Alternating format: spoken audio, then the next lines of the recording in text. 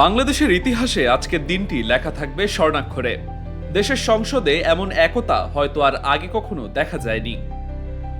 বক্সে ব্যালট ফেলে BNP president প্রার্থী মির্জা ফখরুল চলে গেলেন বিরোধী বেঞ্চে, করমর্দন করলেন এমপিদের সাথে, বিরোধী নেতার সাথে। যেই মুহূর্তে ঘোষণা হলো প্রেসিডেন্ট পদে জয়লাভ করেছেন মির্জা ফখরুল, পাশ থেকে চলে এলো লাল গোলাপ।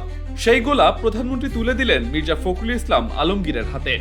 সদ্য প্রেসিডেন্ট পদে জয়ী মির্জা ফখরুলের দিকে উঠে চলে এলেন বিরোধী দল নেতা শফিকুর রহমান। সংসদে তখন আর বিভাজন নেই, দুই পক্ষের এমপিরাই একে অপরকে জড়িয়ে নিচ্ছেন আলিঙ্গনে। নিজ দলের এমপি মন্ত্রী বা প্রধানমন্ত্রীর সাথে আলিঙ্গনের আগেই মির্জা ফখরুল আলিঙ্গন করলেন বিরোধী দল নেতাকে, বুকে টেনে নিলেন বিরোধী এমপিদের, বিরোধী চিফ হুইপকে। এক বিরোধী এমপি চুমু এঁকে দিলেন সদ্যজয়ী প্রেসিডেন্টের কপালে। প্রধানমন্ত্রী তখন একপাশে দাঁড়িয়ে, পিছনে ঘুরে মির্জা ফখরুল ইসলাম আলমগীর বুকে টেনে নিলেন তাকেও। একে একে সামিল হলেন অন্য মন্ত্রীরাও। তখনই দেখা গেল অভূতপূর্ব আর এক দৃশ্য। সংসদ নেতা বুকে টেনে নিলেন বিরোধী দল নেতাকেও। সংসদে আজ আর বিভাজন ছিল না, রাষ্ট্রের নতুন অভিভাবককে বরণ করে নিলেন দুই পক্ষই। শেখ সাদী, মানবজমিন।